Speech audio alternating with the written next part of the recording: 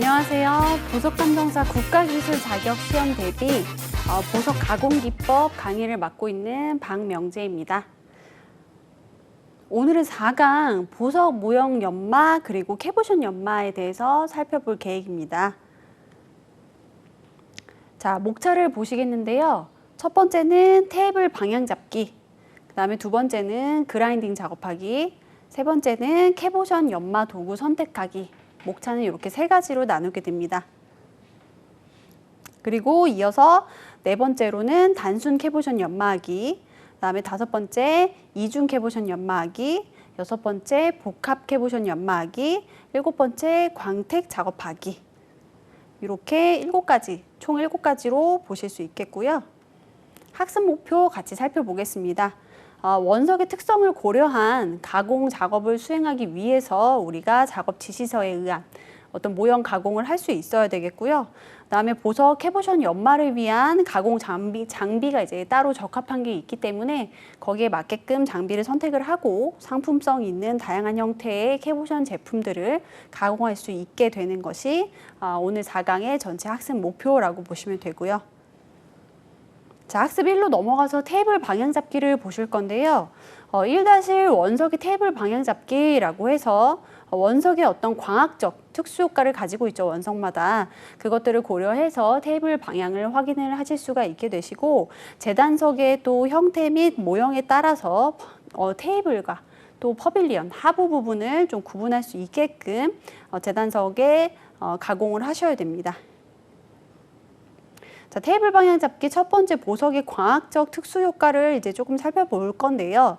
보석마다 이제 가지고 있는 원석의 광학적인 특수 효과가 전부 다 다르기 때문에 기본적으로 일단은 이해를 하고 계셔야지 어떤 보석에 대한 지시서가 들어오셨을 때 이 보석은 광학적 특성을 이런 특성을 갖고 있기 때문에 작업 방향의 순서나 전체적인 전개는 이렇게 가야겠구나라고 하는 기본적인 이해도가 있으셔야 됩니다. 그래서 하나하나 살펴볼 거고요.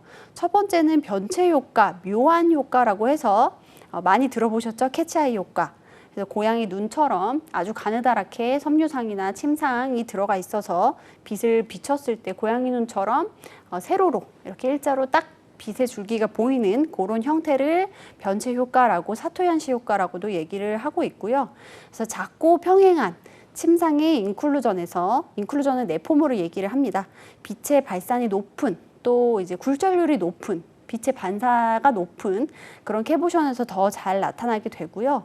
크레소베릴 캐치아이라든지 수정 캐치아이, 타이거즈 아이, 트루말린, 다이옵사이드 등에서 보실 수가 있고, 지금 오른쪽 사진은 굉장히 캐치아이 효과가 뚜렷하게 나오는 캐치아이 원석이라고 보시면 됩니다. 그다음에 성체 효과를 보시겠는데요. 성체 효과는 아스테리즘이라고 해서 6개의 줄기 빛이 별과 같이, 하늘에 떠 있는 별과 같이 보인다라고 해서 다른 말로 스타 효과라고도 얘기를 하고 있습니다. 4개 또는 6개 줄기가 나타나게 되고요. 마찬가지로 작은 침상의 어떤 인클루전에서 생기는 빛의 반사가 원인이고, 그다음에 루비나 사파이어, 합성 루비, 그다음에 합성 사파이어 등 컬러덤에서 주로 보실 수가 있다라고 생각을 해주시면 되고, 알마나이트 가넷이라던가 지르콘이라던가 장미수정이나 아쿠아마린에서도 보실 수는 있습니다. 지금 이제 사진에 나와 있는 거는 성체 효과가 아주 뚜렷한 특수 효과가 아주 잘 나오고 있는 사진이라고 보시면 됩니다. 그다음에 세 번째는 어벤츄레센스라고 해서 사금석이라고 하는 원석에서 어벤츄레센스 등을 이제 보실 수가 있는데, 이렇게 작은 이제 작고 빛나는 내포물들이 아주 꽉 차 있는 형태를 어벤츄레센스라고 얘기를 하고, 지금 설명을 보시면은 작은 조각이나 원석에 포함된 다른 광물에서 생기는 빛의 반사, 또 산란 의해서 나타나는 현상이라고 보시면 되고요. 보통 캐보션 가공할 때 많이 나타나고 실제로 캐보션으로도 많이 가공을 하고 있습니다. 일장석이라든지 사금석, 어벤츄린 수정 이런 원석에서 이제 보실 수가 있게 되시고요. 네 번째가 아둘라 에센스인데요. 아둘라 에센스는 보통 이제 굴절률이 조금씩 다른 어떤 장석 변종의 작은 조각에서 나오는 빛의 발산 효과라고 보면 되시고, 높은 캐보션이나 뭐 구슬 형태로 연마하기도 하고 조각을 하기도 합니다. 그래서 보통 문스톤에서 잘 발생하는 효과라고 보시면 되시고요. 이렇게 캐보션형으로 연마를 실제로 많이 하고 있습니다. 그다음에 변색 효과라고 해서 체인지 오브 컬러라고도 얘기를 하는데요.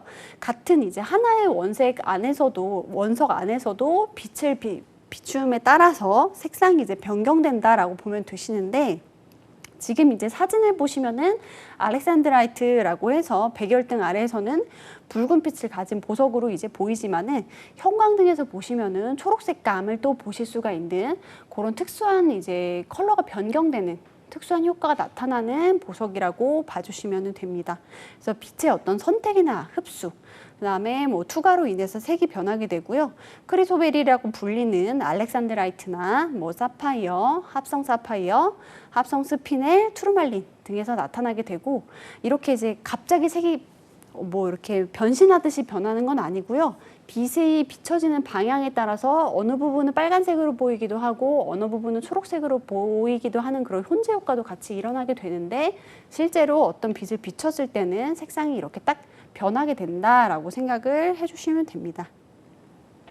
그다음에 여섯 번째는 유색 효과라고 해서 플레이 오브 컬러라고 얘기를 하는데요. 보통 이제 백색 오팔에서 주로 발생을 한다라고 보시면 되고, 굴절률이 다른 오팔의 성분에 의해서 어떤 빛의 간섭이라든지 빛의 회절로 인해서 나타나는 현상이라고 보면 되시고, 약간 이제 뱀피 구조라고도 얘기를 하는데, 이런 뱀무늬 효과가 무지갯빛으로 반짝이는 그런 느낌을 보실 수가 있으십니다. 그다음에 일곱 번째가 레브라돌 에센스라고 해서 얇은 판에서 빛의 간섭과 확산으로 인해서 납작한 캐보션으로 보통 이제 가공을 하거나 아니면 판상 캐보션으로 가공을 하게 되고, 레브라도라이트 장석에서 이제 보실 수가 있는 효과라고 보시면 됩니다. 그다음 여덟 번째는 이리데센스인데요. 이 원석, 사진에 있는 원석 같은 경우에는 아게이트 종인데 파이어 아게이트라고 해서 안에서 이제 불꽃이, 마그마처럼 불꽃이 일어나는 듯한 그런 이제 효과를 가지고 있는 아게이트 종입니다. 그래서 이리데센스는 이런 이제 불꽃이 일어나는 듯한 그런 느낌을 보실 수가 있게 되고, 어떤 빛의 간섭이나 기체나 뭐 액체의 얇은 떨림으로 인해서 나타나는 현상으로 캐보션으로 보통 가공을 하게 되고, 아이리스 수정이나 아이리스 아게이트 이런 데서 보실 수가 있겠습니다. 그다음에 아홉 번째는 오리엔트라고 해서 여러분도 잘 아시는 진주에서 보실 수가 있는 효과인데요. 진주 구조에서 일어나는 빛의 간섭 또 확산 효과로 진주에서 많이 보실 수가 있으시고, 조개 같은 데도 안쪽에 패각 부분을 보시면은 오리엔트 효과를 느껴보실 수가 있어요. 뭐 전복 안쪽에 무지갯빛으로 빛나는 뭐 펄감으로 이제 비춰지는 그런 것도 오리엔트 효과라고 보실 수가 있습니다. 그다음에 열 번째는 지라솔 효과라고 해서 인클루전이나 불순물에 의한 빛의 확산, 간섭, 그다음에 반사 및 산란 효과, 캐보션, 오팔, 커런덤, 수정, 크리소베릴 등에서 보실 수가 있고, 지라솔 효과는 이제 안쪽에서 조금 뿌옇게 안개 모양이 나타나는 듯한 그런 효과라고 보시면 됩니다. 그래서 지금 실제 사진에 있는 것도 원래는 투명한 보석이지만 현재 지라솔 효과로 인해서 약간 이제 뿌연 듯한, 뭔가 안개가 낀 듯한 그런 이제 모습을 보실 수가 있으시죠. 그다음에 두 번째로 테이블 이제 방향 잡는 방법을 이제 보게 되실 건데요. 보통 이제 캐치아이인 경우에는 캐치아이의 효과가 중앙에, 아까처럼 고양이 눈처럼 중앙에 잘 올 수 있도록 위치를 할 수 있도록 그렇게 테이블면을 좀 광축면이랑 수직이 되도록 잘 잡아 주셔야 됩니다. 그래서 캐치아이 속에 바늘 모양의 어떤 그런 이제 관상, 뭐 침상, 내포물이 결정축 방향으로 수없이 많이 이렇게 존재하게 될 때 캐치아이 현상을 보실 수가 있는데, 이러한 캐치아이를 원석에서 잘 얻기 위해서 그림과 같이 내포물과 수직으로 조금 커트를 하셔야지 내가 침상 효과가 많이 들어가 있는 그런 이제 캐치아이를 가느다란 그런 빛의 줄기를 보실 수가 있으시다. 그래서 특수 효과를 위해서 테이블 방향을 잘 잡아야 된다라고 설명을 드릴 수가 있고요. 그리고 호환석 같은 경우에는 사진은 지금 호환석 원석이고 지금 이제 뿌옇게 처리된 부분 말고 정확하게 이제 선명하게 표시된 부분을 보시면은 호환석이 지금 캐보션형 모양을 잡아놓은 형태죠. 그래서 호환석도 마찬가지로 호랑이 눈처럼 빛의 줄기가 이렇게 들어가 있는 부분이 정중앙에 잘 오도록 해야지 보석으로서의 가치가 이제 높아지기 때문에 그런 부분을 지금 잘 잡게끔 테이블 방향을 잡고 있고, 호랑이 눈처럼 약간 이제 빛나는 것이 있는데 약간 이제 호환석은 비단 같은 광택을 가지고 있고 그림과 같이 섬유질이 좀 직각으로 연마하고 영롱하고 조금 밝은 광채가 나실 수가 있게 테이블 방향을 잘 잡아주시는 게 중요합니다. 그 다음에 투르말린을 보실 건데요. 투르말린의 경우는 테이블면이 좀 길이 방향의 광축과 평행하게 위치하면 색상이 좀 짙어지게 돼요. 그리고 또 하나의 원석에 여러 가지 색상 효과가 나타나는 것을 확인을 하면서 보통 투르말린 같은 경우에는 반반 효과가 나타나기도 하거든요. 적색이랑 녹색이 같이 들어가 있게끔 원석을 가공하는 경우도 있기 때문에 그런 효과까지 잘 확인을 하셔서 테이블 방향을 결정을 하시는 게 좋습니다. 그다음에 이거는 이 그림의 이제 스타 효과를 내기 위한 테이블 방향인데요. 커런덤 중에 침상 바늘 모양의 루틸이 좀 많은 것을 그림과 같이 잘라서 캐보션으로 가공을 하게 되면은 6개의 광채선이 보이는 스타 효과를 내는 스타 커런덤이 되기 때문에 이렇게 이제 테이블 방향을 잘 잡으시는 게 필요하십니다. 지금 이제 사진에서 보이는 것처럼 맨 위는 광채 효과가 아주 잘 보이죠. 그리고 이제 정중앙에 위치하게끔 잘 설정을 한 거고, 가운데에 있는 그림을 보시면은 지금 평행하게 맞췄기 때문에 빛을 쐈을 때 빛줄기가 그냥 원 하나의 줄기로 이렇게 나올 수도 있다. 그리고 이제 세 번째 그림 보시면은 광축이 좀 비스듬히 만약에 자리를 잡게 되면은 스타의 중심이 약간 어긋나게 중심에 맞지 않게 별 효과가 잘 안 나타날 수도 있기 때문에 그런 부분을 잘 고려를 해서 테이블을 방향을 잘 잡아주셔야 된다.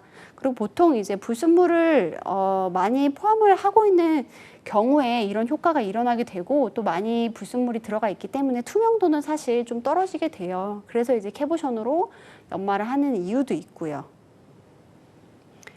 그리고 이제 커런덤 중에 침상 루틸이 유난히 많은 것을 이제 그림과 같이 잘라서 캐보션으로 가공을 이제 하는 경우도 있는데, 이 원석 같은 경우에는 지금 약간 이제 최대 중량을 얻기 위한 커팅 방법을 이제 소개를 해드리고 있어요. 그래서 왼쪽 그림을 보시면은 원석의 이제 그림이고요. 그다음에 오른쪽 그림을 보시면은 커팅 방향에 따른 다이아몬드를 재단하는 방법이라고 되어 있는데요. 이 하나의 원석에서 최대한 우리가 원하고자 하는 원석을 많이 이제 산출을 하기 위해서 이러한 이제 마킹이나 디자인을 이제 잡아 놓은 거고요. 큰 이제 다이아몬드일수록 그만큼 값어치도 이제 높고 시중가가 이제 높게 판매가 되고 있기 때문에 일단 커다란 원석을 하나 위치를 잡아 놓고 그 다음으로 더 큰 사이즈를 얻을 수 있는 방법으로 이렇게 배치를 해서 2개의 커다란 원석을 내가 산출을 하겠다라는 계획을 지금 도면상으로 보실 수가 있습니다. 그래서 이렇게 이제 다이아몬드 같은 경우에는 그림과 같이 커팅을 해서 중량을 이제 최대한으로 얻는 게 손실도 줄이고 가장 효율적으로 보석을 산출할 수 있는 방법이라고 보시면 됩니다. 자, 그리고 1-2 이제 테이블 면의 금극기로 넘어가서 학습 목표는 태블릿과 강철 자를 사용해서 태블릿 면의 금극기를 할 수가 있다. 테이블 면을 일단 우리가 가공을 하려면 그 전에 뭐 마킹이라든지 금극기를 통해서 우리가 테이블 면을 설정을 하셔야겠죠. 그래서 이 작업이 필요하게 됩니다. 금극기 도구를 보시겠는데요. 지금 4가지가 나와 있는데 가장 상단에 왼쪽부터 보시면은 A가 이제 유성펜이죠. 앞전 시간에 얘기 드렸던 것처럼 다양한 색깔의 유성펜을 사용하시면 되고요. 그리고 두 번째가 강철자.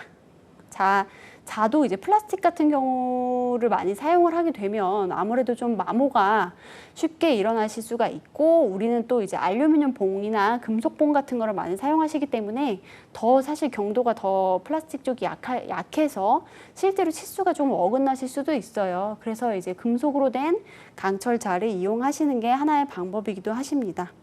그리고 이제 왼쪽 아래 보시면 알루미늄 봉이 준비가 돼 있고 굉장히 이제 뾰족하게 되어 있죠. 뾰족하게 준비가 돼 있어야 금속에 내가 원하고자 하는 선 두께로 그림을 이제 그리실 수가 있고 원석의 손실도 좀 막을 수 있다라고 하는 게 하나의 방법이고요. 그 다음에 템플릿을 사용해서 내가 원하는 모양대로 내 손대로 모양이 안 나오실 수가 있기 때문에 잘을 활용을 하셔가지고 원하는 모양으로 최대한 가깝게끔 재단을 하기에 마킹을 하시면 된다.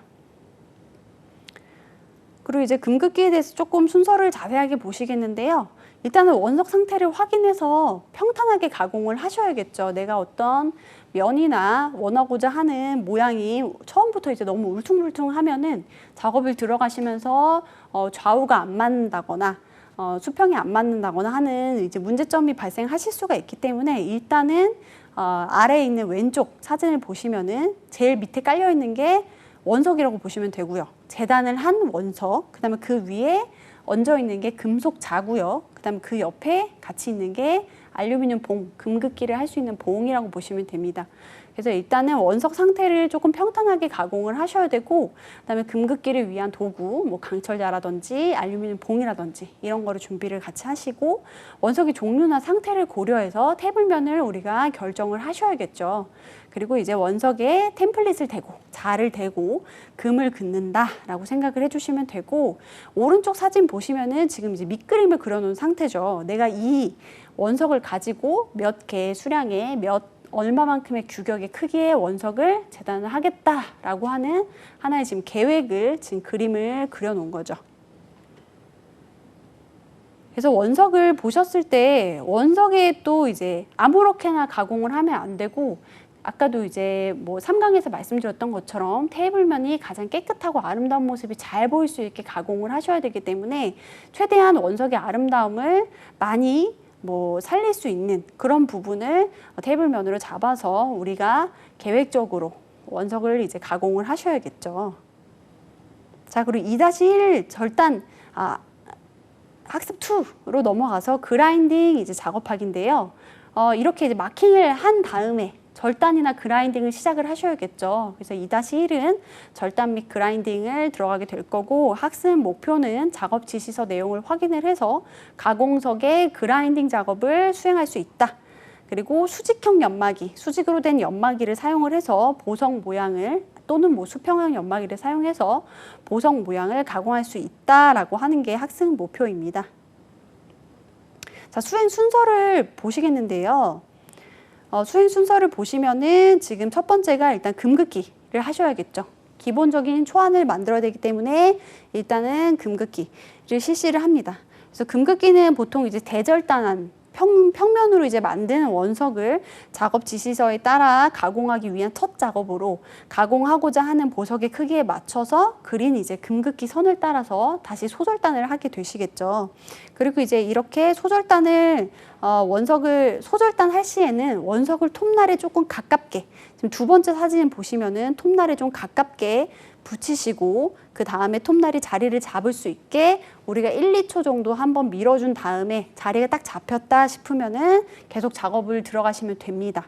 그리고 이제 절단 중에 방향이 왼쪽으로나 오른쪽으로 틀어지지 않도록 양손에 같이 힘을 주면서 재단석이 만약에 비뚤어지게 된다. 그렇게 되면 톱날이 약간 휠 수가 있기 때문에 아예 톱을 멈추거나 손상이 될 수 있지 않게 재단석에 끼인 부분을 회전 속도를 조금 줄여준다거나 아니면 회전이 멈춰버리면은 재단석을 이제 밀었던 거를 다시 후진을 해서 조금 빼내시고 톱날이 다시 정상적으로 작동을 하게 되시면은 다시 반듯하게 밀어주시면 됩니다.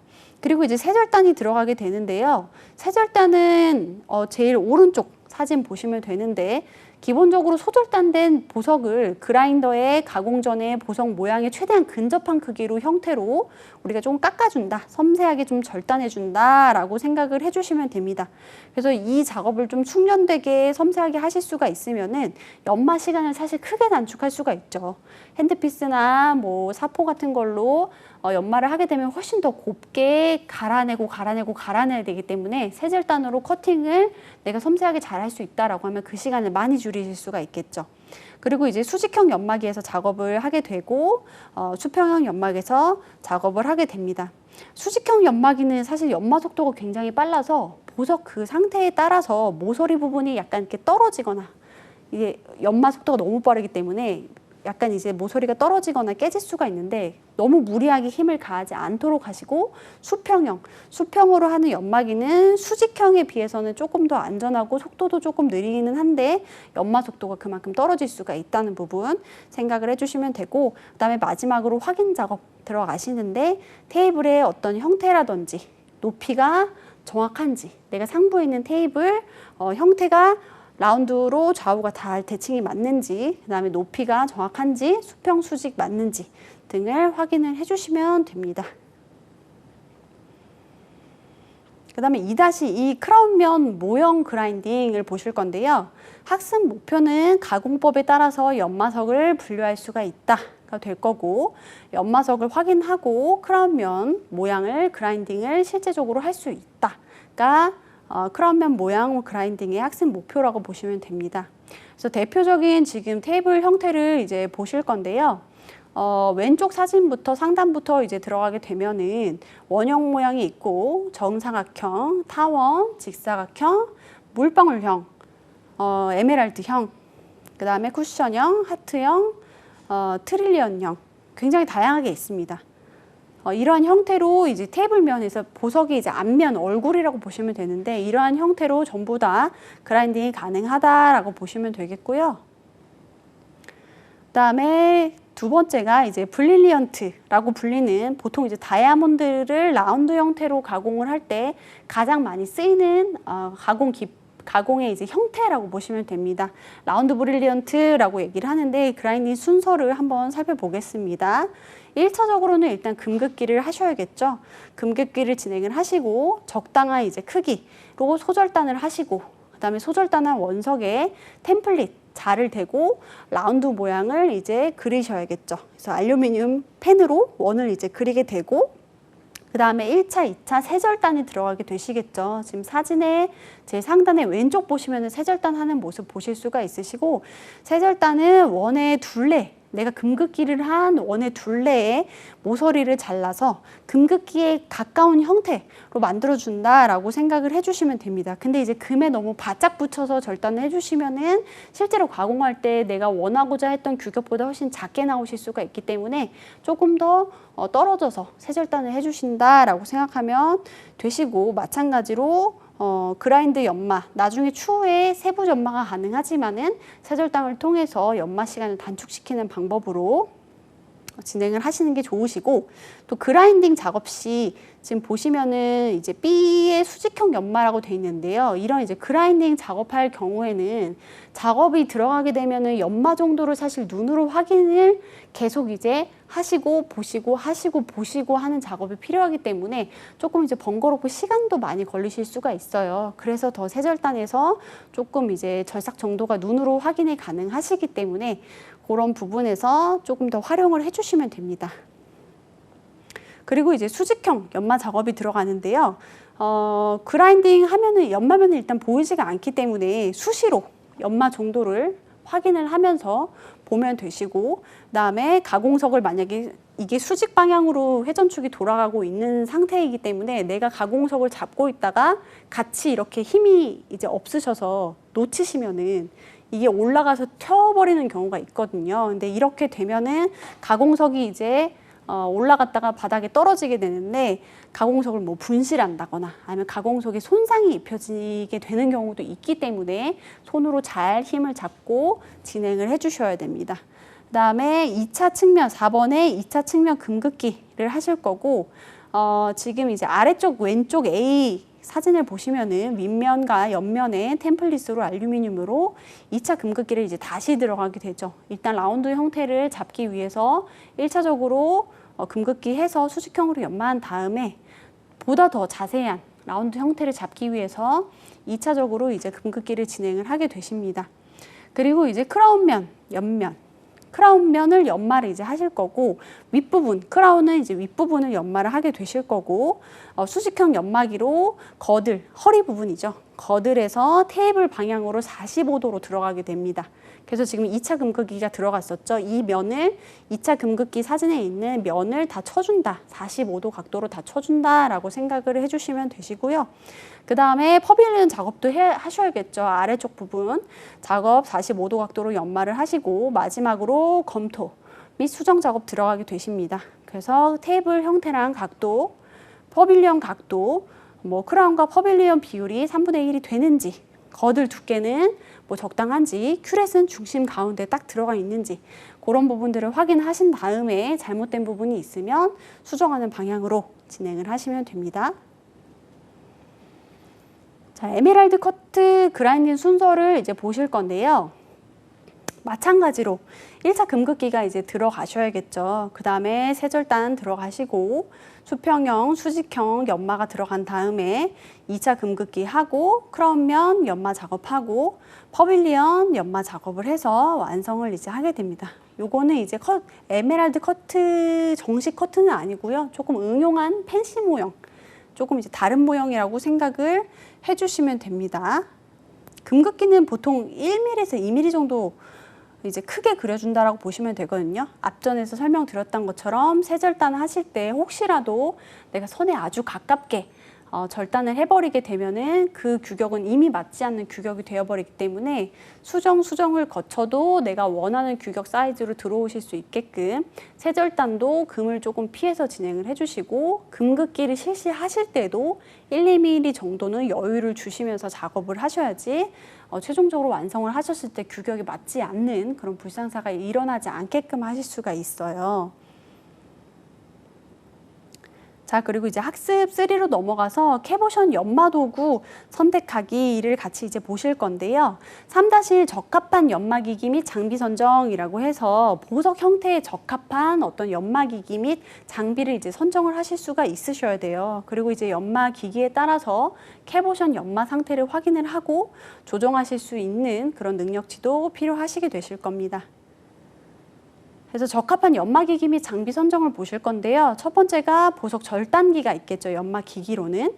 크게는 대절단기, 그리고 소절단기가 있게 되실 거고, 두 번째가 보석 연마기가 이제 있게 되는데요. 수직형 연마기, 수직형으로 회전축이 돌아가는 연마를 하실 수 있는 연마기가 있으실 거고, 수평형으로 돌아가면서 회전이 거기다가 연마를, 톱스틱을 사용해서 연마를 하실 수 있는 그런 형태가 되실 거고, 뭐 드림 샌더, 원형 샌더, 벨트 샌더, 자동 진동 연마기, 고무 샌딩 휠, 핸드피스 조각기까지 연마기는 다양하게 준비가 되어 있습니다. 그다음에 연마도구 선택하기 3-2 톱스틱 형태 선택과 수행 순서를 보실 건데요. 보석의 모양에 따라서 톱스틱도 다양하게 사용을 합니다. 일전에도 톱스틱에 대해서 간단하게 설명을 드렸었는데, 원석이 너무 큰데 톱스틱 머리가 너무 작다라고 하면은 접착제를 붙여서 진행을 하시더라도 한쪽으로 이제 힘이 쏠릴 경우에는 받침이 없어서 보석이 뭐 떨어진다거나 원석 작업하는 게 너무 어려워지실 수가 있겠죠. 그래서 보석의 어떤 모형이나 형태에 따라서 톱스틱도 형태를 구분해서 사용을 하셔야 된다. 그리고 이제 캐보션 연마에 필요한 장비나 도구, 기록 관리를 하실 수 있는 능력이 필요하십니다. 형태 선택을 이제 보시면은 톱스틱 종류와 선택을 보실 수가 있는데, 뭐 나무 톱스틱, 황동 톱스틱, 알루미늄 톱스틱, 뭐 유리 톱스틱 등 다양하게 이제 준비가 재질은 되어 있고요. 요거는 이제 본인에 맞게끔, 뭐 취향에 맞게끔, 원석에 맞게끔 사용을 하면 되시고, 톱스틱 길이도 사실 굉장히 다양합니다. 짧은 것만 있고 뭐 긴 것만 있고 이런 건 아니고요. 내가 가공하고자 하는 보석의 어떤 형태나 크기에 따라서 다양한 사이즈로 톱스틱을 이용을 하시면 되고, 지금 이제 아래 사진 보시면은 왼쪽이 톱스틱, 그 다음에 오른쪽이 톱스틱에다가 접착제를 사용해서 원석을 붙인 모양이라고 보면 되시죠. 그래서 보석의 크기나 가공하고자 하는 형태에 따라서 톱스틱의 굵기도 달라지게 됩니다. 너무 이제 큰 원석에다가 얇은 돛스틱을 사용하게 되면 받쳐지는 힘이 별로 없기 때문에 작업하기 힘드실 수가 있잖아요. 거기에 맞게끔 설정을 하면 되시고, 돛스틱이 또 너무 보통 이제 굵으면 손에 힘이 덜 들어가기 때문에 받쳐지는 힘이 강하기 때문에 작업하기가 수월하고, 대신 돛스틱이 가늘면 조금 섬세하게 작업이 가능하시겠죠. 그래서 이제 돛스틱 돛 왁스에다가 원석을 이제 부착하는 방법을 조금 보실 건데, 그림을 지금 보시면은 도구랑 재료를 일단 기본적으로 준비를 하죠. 알콜 램프랑 돛왁스랑 돛스틱을 준비를 해 놓고요. 그다음에 돛왁스를 알콜 램프로 이제 직접적으로 녹이거나 아니면은 작은 그릇에 담아가지고 녹이는 방법을 이제 선택을 하고요. 돛 주변에 왁스를 이제 왼쪽 아래 사진처럼 바르고, 돛왁스가 손에 붙지 않도록 손에 어느 정도 물칠을 해가면서 진행하는 것이 좋습니다. 그리고 이제 돛왁스에 원석이 잘 붙도록 원석을 살짝 가열하게 돼요. 조심하시고 가열하게 되시고, 원석이 너무 뜨거워지지 않게 조심을 해서 원석과 돛왁스가 잘 붙도록 하고, 원석이 이제 식기 전에 수평을 또 잘 맞춰주게 됩니다. 그리고 이제 돛스틱과 원석은 중심이 사실 일치해야 돼요. 수평이 중심이 잘 맞지 않으면은 뭐 진행을 하시다가 진행하기가 좀 어려워진 거나 한쪽으로 쏠리는 경우가 발생할 수 있기 때문에 중심이 일단 잘 일치를 해야 하고, 돛왁스가 스톤보다 조금 바깥으로 나오지 않는 것이 작업하기가 조금 좋습니다. 그리고 수평이 이제 왜냐면 돛왁스가 원석보다 더 많아지게 되면은 원석을 이제 가공하는 부분에서 돛왁스 때문에 걸리는 부분이 이제 생기잖아요. 그 부분 때문에 원석을 넘지 않는 왁스로 조금 조형을 하시는 게 좋으시고요. 수평이 이제 다 잘 맞았으면은 찬물에 담가서 같이 굳히고, 스톤이 단단히 고정되어 있는지 또 한쪽으로 치우치지 않았는지 확인을 해보시고 완성을 하시면 됩니다. 그 다음 세 번째가 보석 연마 작업인데요. 보석이 마찰열로 좀 뜨거워지지 않도록 냉각수를, 지금 보시면 물이 떨어지는 모습을 보실 수가 있을 거예요. 수평형 연마기에 냉각수를 공급하면서 보석이 이제 연마 시에는 마찰이 이제 많이 일어나면서 열이 발생할 수가 있기 때문에 물로 조금 이제 식혀 가시면서 다시 진행을 하시고 하시면 됩니다. 네, 학습 4로 넘어가서 단순 캐보션 연마하기에 대해서 보실 거고요.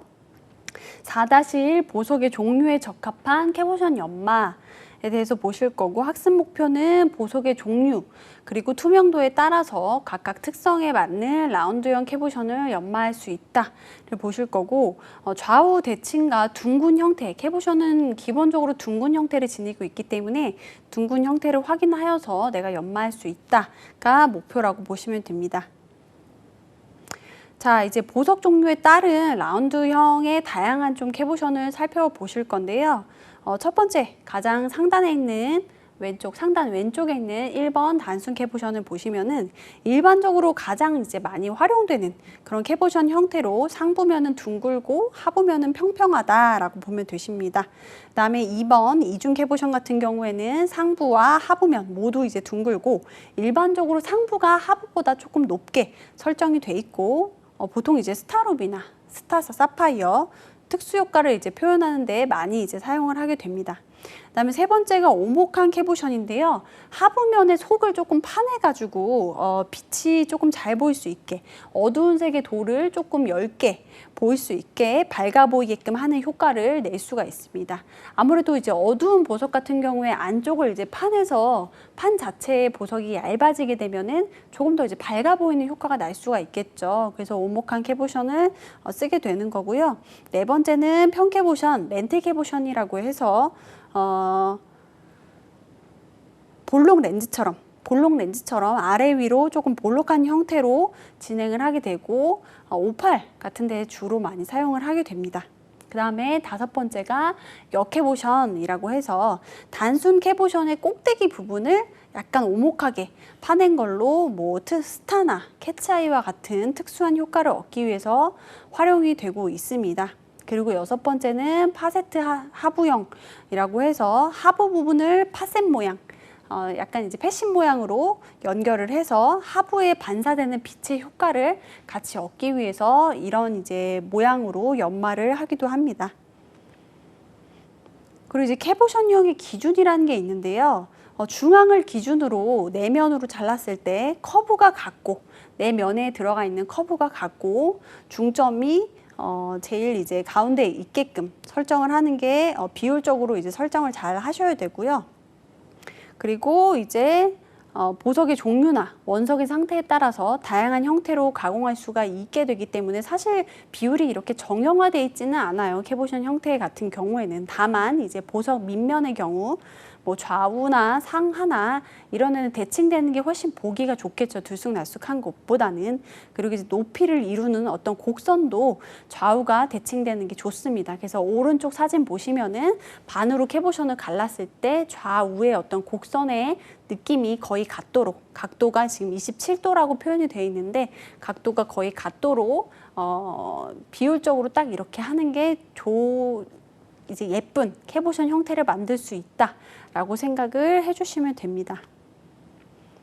그리고 이제 세 번째가 캐보션 연마 도중에 정확한 형태를 확인하는 방법인데요. 시계 방향으로 돌아가면서 확인을 해보시면 됩니다. 그래서 가장 상단의 왼쪽 1번을 보시면은 일단은 윗면을 보시고 시계 방향으로 오른쪽 면을 보시고 그다음에 아랫부분, 그다음에 왼쪽 부분을 보면서 내가 연마를 정확하게 비율적으로 잘 했는지, 이게 모두 둥근 형태가 어느 정도로 각도가 맞는지 그런 것들을 1, 2, 3, 4 순서 방향으로 시계 방향으로 돌아가면서 확인을 해주시는 게 좋습니다. 그다음에 캐보션 연마 순서를 보시겠는데요. 가장 위쪽에 왼쪽 1번부터 보시면은 소절단을 이제 밑그림을 그려놓은 상태죠. 그 다음에 소절단을 하고 2번 세절단을 통해서 모서리를 조금씩 최대한 이제 금에 가깝게 잘라내신 다음에 그다음에 그라인더로 둥근 모양을 잡습니다. 그 다음에 이제 둥근 모양, 캐보션형 모양이 들어가야 되기 때문에 2차 금긋기를 하셔야겠죠. 그래서 2차 금긋기를 진행을 하면서 테이블면이랑 거들면 이런 밑그림인 가이드라인을 좀 그려주고 아래쪽으로 이제 사진 아래쪽 제일 왼쪽으로 5번으로 넘어가서 테이블 면을 그리는 가이드라인을 확인을 하면서 곡갈 모양으로 이제 조금 경사지게 깎아주시게 됩니다. 그 다음에 6번 측면의 가이드라인을 눈 모양으로 나무테 모양으로 그려가면서 연마를 이제 하셔야겠죠. 둥근 형태로. 그리고 7번은 연마가 끝나면 광을 깔끔하게 내주고 그다음에 마지막으로 세팅할 때 모서리가 좀 깨지지 않도록 하부면 모서리를 살짝, 지금 사실 사진에서는 굉장히 두껍게 나와 있는데요. 살짝 밑면을 주되 약간 경계지게 이렇게 경사지게 만들어서 모서리가 깨지지 않도록 그렇게 완성을 해주시면 됩니다. 그 다음에 4-2 최적 비율의 캐보션 연마를 보실 건데요. 학습 목표는 상단 부분의 형태에 따라서 바닥면을 가공을 해가지고 최적의 어떤 캐보션 연마 비율을 정할 수가 있게 된다. 그리고 작업 조건을 준수를 해서 연마 작업 시 진행 시에 문제가 발생하면 보고 및 처리를 진행을 하실 수 있게끔 하는 게 목표입니다. 캐보션 이제 가공 비율을 보시면은 최적의 캐보션 비율을 사실 측정하는 거는 사실 어려워요. 왜냐면은 원석마다 크기도 다 다르고 내포물이나 이런 특징도 다 다르기 때문에 다이아몬드처럼 정확하게 각도나 스펙을 갖고 있기가 조금 어렵습니다.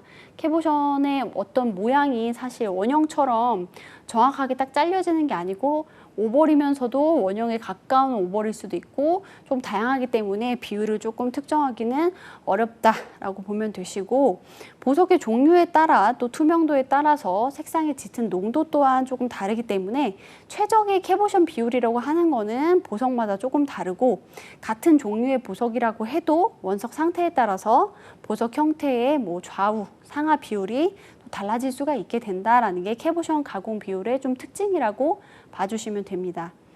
그 다음에 5-1 원석의 과학적 특성을 고려한 상하 비율 결정을 보실 건데요. 학습 목표는 원석의 과학적 특징 또 색상을 고려를 해서 상하 비율을 결정을 할 수가 있고, 캐보션 상하 비율과 형태의 대칭을 확인을 해서 우리가 연마할 수 있게 되는 게 상하 비율 결정이라고 보시면 됩니다. 자, 이중 캐보션의 상하 비율을 보실 건데요. 이중 캐보션은 일단 기본적으로 윗부분이 많이 더 볼록한 캐보션인데 상부 캐보션 같은 경우에는 상부를 높고 하부를 낮게 이제 하고요.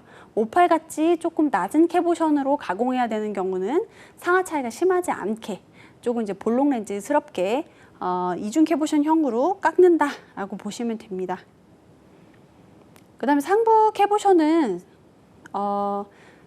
캐보션 비율을 이제 확인하는 순서를 보실 건데요.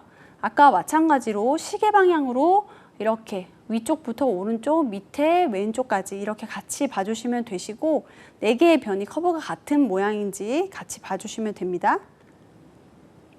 그 다음에 광축 방향을 활용한 특수 효과를 이제 보실 건데 원석의 광축 방향을 조금 확인을 해서 우리가 테이블면도 잡았었잖아요. 그래서 특수 효과를 표현할 수 있게 되는 게 목표고요. 그 다음에 고운 표면에 거친 샌더로 또 고운 샌더로 옮겨가면서 표면을 곱게 조금 갈아내고 샌딩할 수 있는 광택 작업을 내기 전에 샌딩을 하실 수 있는 그런 것도 같이 살펴보실 겁니다.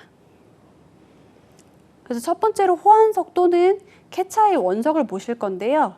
첫 번째로 작업지 시설을 보고 원석을 확인을 하신 다음에 원석 상태를 확인해서 대절단 면을 이제 선정을 하셔야겠죠. 평면적으로 우리가 만들어낼 원석을 이제 선정을 하시고 대절단을 진행을 하시고 그다음에 강철자와 알루미늄 펜, 템플렛 이런 것들을 활용해서 밑그림을 그린 다음에 타원형으로 작도된 원석에 가로, 세로, 재단선을 또 그려준 다음에 재단선은 작도한 타원의 각적 가깝게 그리는 것으로 원칙으로 이제 하고 있습니다.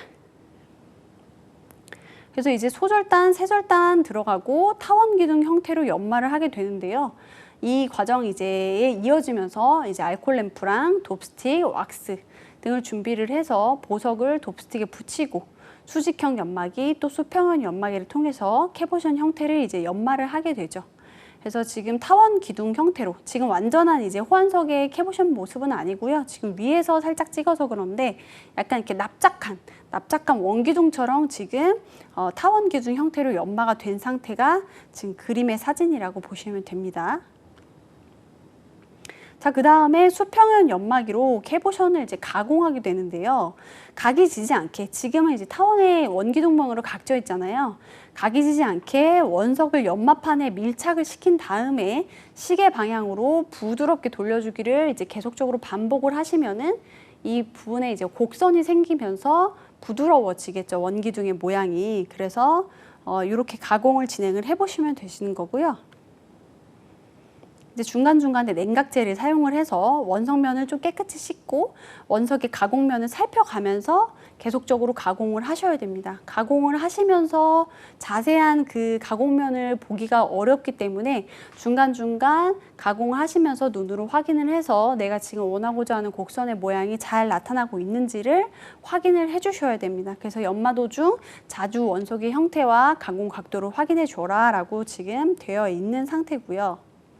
그다음에 중심선이라는 게 있습니다. 중심선에 맞게끔 모든 모양이 골고루 비율이 맞게끔 들어가야 되기 때문에 중심선을 기준으로 좌우 비례해서 캐보션 높이를 이루고 있는 이제 각도를 확인하면서 덜 연마된 지금 이제 왼쪽 사진 보시면은 오른쪽 위쪽이 연마가 훨씬 덜 됐어요. 그래서 지금 이제 면의 모습을 갖고 있는데 이 부분을 쳐서 둥그러질 수 있게끔 각도를 확인하면서 진행을 하셔야 되고 덜 연마된 부분을 연마를 해서 정확한 형태가 나오도록 확인과 연마를 반복을 하셔야 됩니다.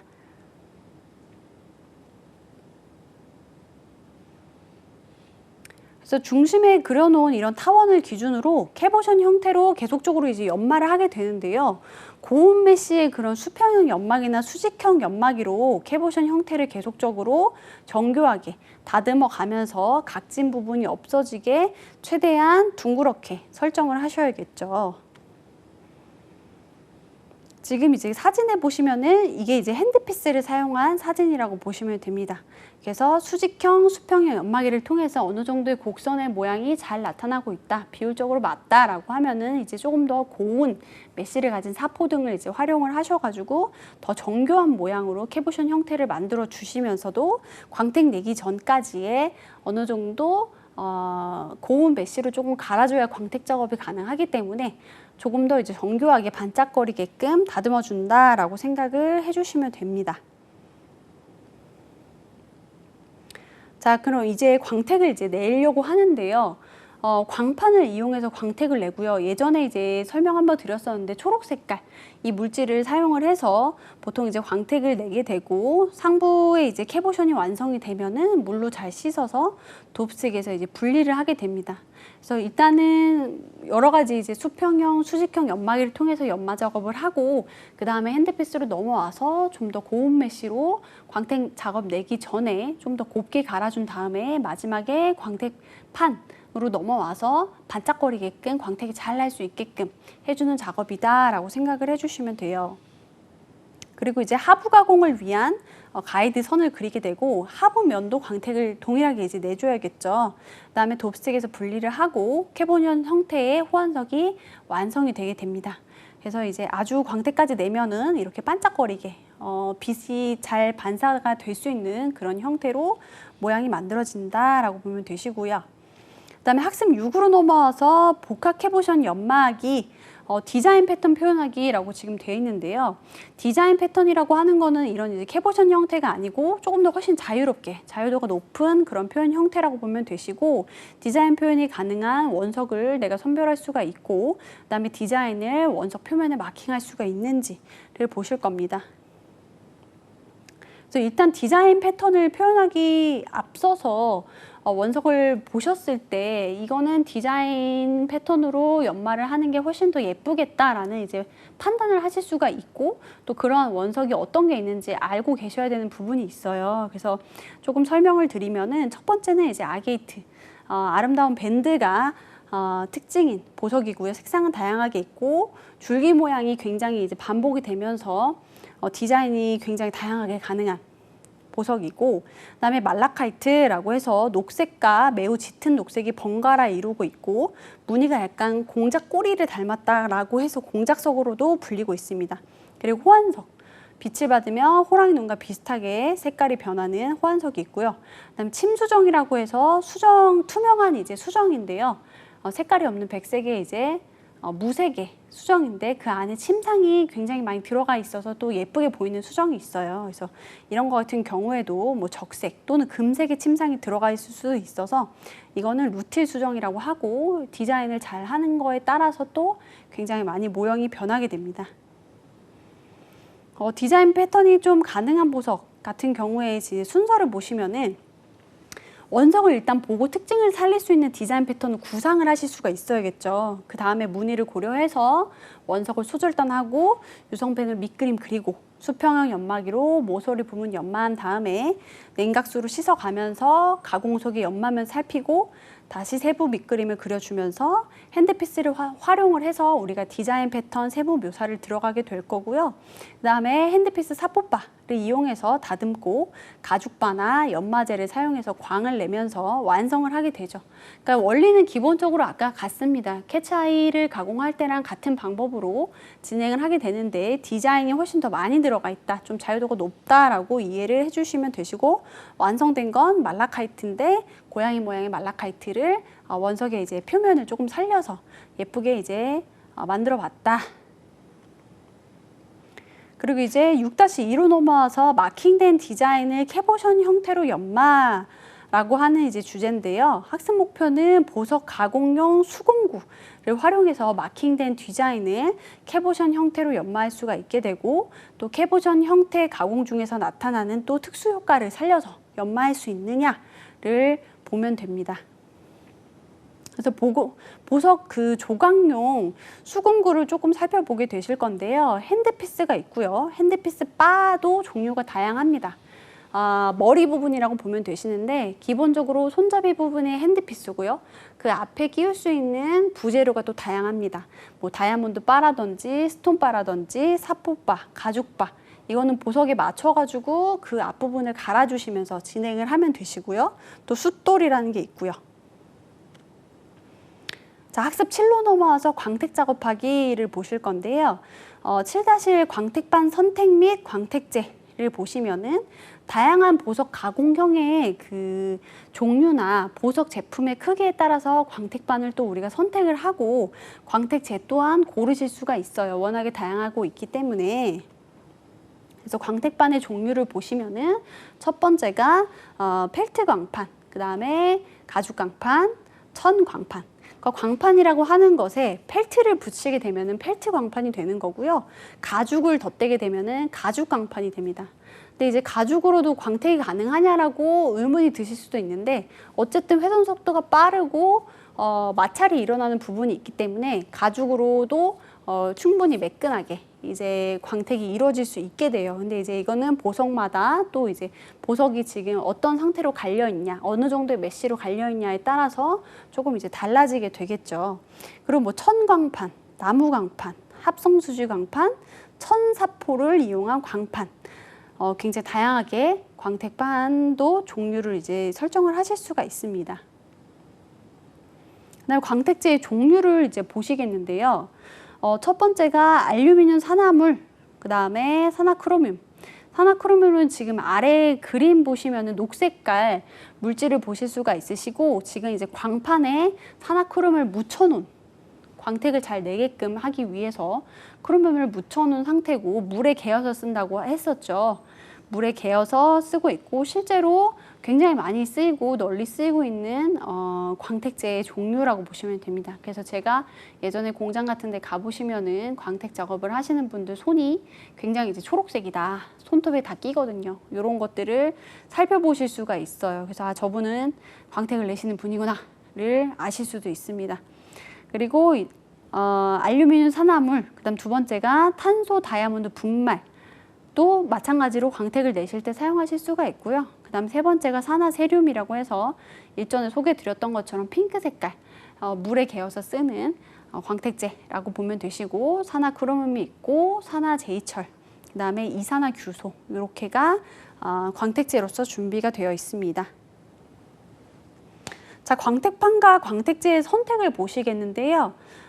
베릴 종류의 캐보션 광내기 같은 경우에는 아까 이제 보여드렸던 분홍색 물질 산화세륨을 쿠션이 약간 있는 두터운 장판에 묻혀가지고 광을 내거나 아니면 산화크로뮴을 양모에 묻혀서 광을 내는 게 베릴 종류나 캐보션 광내기에 좀 적합한 광내기라고 생각을 해주시면 되고요.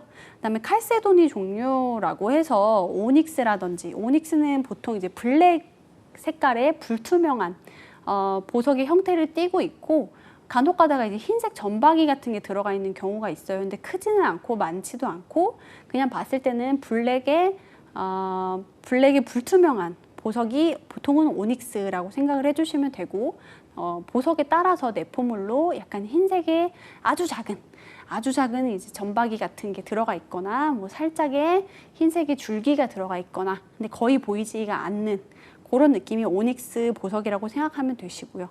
그다음에 아게이트 이런 종류가 칼세도니 종류라고 보면 되시고 펠트 광판의 산화세륨 또는 산화크로뮴을 묻혀서 사용을 한다. 보통 이제 산화세륨이나 지금 크롬을 묻혀서 사용을 하고 있죠. 그리고 이제 평면의 경우에는 가죽 광판을 사용을 해서 광택을 이제 내기도 한다라고 봐주시면 됩니다. 그리고 이제 세 번째가 캐츠아이. 우리가 계속 지켜봤던 캐츠아이나 알렉산드라이트, 크리소베릴 종류 이런 것들을 이제 크리소베릴이라고 하는데 종류 크리소베릴, 뭐 커런덤 이런 종류 같은 경우에는 종이라고 해서 하나에 이제 엮여져 있는 종류 큰 파이라고 보면 되시는데 예를 들어서 우리가 동물 안에 뭐 기린이나 코끼리 이런 게 속해 있고 뭐 과일 안에 바나나나 사과 이런 게 속해 있듯이 커런덤이나 크리소베릴도 하나의 종이라고 봐주시면 됩니다. 그래서 그 종에 따라서 화학적인 그런 내부에 따라서 종으로 이제 분류가 돼 있고 크리소베릴은 뭐 캐츠아이나 알렉산드라이트 등이 있고 광택제 같은 경우에는 1200그릴 다이아몬드 가루를 나무 회전판에 묻혀서 깎고 6400그릴 이상으로 광을 내게 된다. 그 다음에 이제 커런덤, 네 번째는 커런덤이 있겠는데요. 커런덤에는 뭐 루비나 사파이어 이런 것들이 이제 포함이 돼 있고 마찬가지로 1200그릴 다이아몬드 가루를 사용을 하고 나무 회전판에 묻혀서 깎는데 방금은 이제 크리소베리 같은 경우에는 6,400그릿 이상이라고 되어 있는데 커런덤 같은 경우에는 6,400그릿으로 광을 낸다라고 봐주시면 됩니다. 그리고 이제 다섯 번째가 문스톤이나 아마존하이트 등의 이제 장석류인데요. 고온그린 연마제를 사용을 해서 진행을 하면 되십니다. 그리고 이제 여섯 번째가 옥이라고 해서 보통 우리가 옥이라고 하면 초록 색깔 보석 많이 생각을 하실 거예요. 그게 맞고요. 연옥이나 비치라고 하는 것은 옥에 이제 파생되어 있는 종류라고 보면 되시고, 연옥은 말 그대로 약간 연한 색의 옥색을 띠는 보석을 연옥이라고 분류를 하고요. 비치는 보통 초록색, 진한 초록색을 얘기를 하고 있습니다. 전부 다 옥이라고 불리고 있고, 뭐 양모나 가죽 회전판에 산화세륨이나 산화크롬 사용해가지고 광택을 내시면 되시고요. 일곱 번째는 라피스 라줄리라고 해서 마찬가지로 산화세륨과 산화크롬을 같이 사용을 하고 있고, 오팔은 이제 산화주석이나 산화세륨을 펠트 광판에 묻혀서 사용을 하게 됩니다. 그래서 이처럼 보석마다 굉장히 이제 광택제 같은 경우에 비슷할 수도 있는데 이제 그 광택판은 많이 달라지기 때문에 좀 더 적합하고 내가 효율적으로 업무를 진행을 하고 싶으시면은 적합한 용도에 맞는 그런 광택판을 선택을 하시는 게 좋으시겠죠. 그리고 이제 아홉 번째가 수정이라고 해서 가죽이나 양모 회전판에 산화세륨, 산화크롬 같이 사용하게 되고요. 터키석은 약간 민트 색감 나는 이제 보석인데 가죽 회전판에 산화세륨, 산화크롬 사용하면 되시고, 투르말린도 마찬가지로 가죽 회전판에 산화세륨이나 산화크롬 사용을 하면 되십니다. 광택제 이제 만들기를 보실 건데 다이아몬드 분말이랑 콜드크림을 섞으셔서 광택제를 만드실 수가 있어요. 그래서 두 재료의 이제 비율에 따라서 광택제의 연마력이 조금 결정이 되시고, 다이아몬드 분말 100캐럿이랑 200 정도 되는 콜드크림을 섞으시면은 일반적인 광택제가 되고, 콜드크림을 150 정도만 섞으시면은 연마력이 조금 더 강한 그런 광택제가 됩니다. 무른 보석의 경우에는 다이아몬드 분말이 조금 더 적게 들어간 광택제가 적합하고, 단단한 보석은 분말 비율을 조금 높이시는 게 좋으시겠죠. 그래서 오늘 4강 핵심 요약을 조금 살펴보시면은 보석이 이제 광학적 특수 효과에 따라서 테이블 방향이 잡는 방법이 이제 전혀 다르게 되고요. 그다음에 라운드 캐보션은 뭐 단순 캐보션, 이중 캐보션, 오목 캐보션, 평 캐보션, 역 캐보션, 파세트 하부 캐보션 이렇게 6가지가 준비가 돼 있고, 광택제는 굉장히 다양하게 우리가 쓰실 수가 있다. 근데 보통은 산화세륨이나 산화크롬 많이 사용을 지금 하고 있고요. 그다음에 네 번째로 광택제는 다이아몬드 분말이랑 콜드크림 섞어서 직접 제조하실 수가 있으시고, 보석이 무른 정도에 따라서 다이아몬드 비율을 다르게 가시면은 조금 더 이제 연마력이 차이가 나는 그런 제품을 만드실 수가 있고, 광택제의 연마력이 조금 결정이 된다라고 생각을 해주시면 됩니다. 그래서 오늘 4강은 이것으로 마치고요. 다음 강의는 제 5강으로 만나보실 거고, 이제 보석 패신 연마, 그 다음에 다이아몬드 연마, 이렇게 2가지의 연마를 살펴보는 강의가 되실 겁니다. 고생 많으셨습니다. 감사합니다.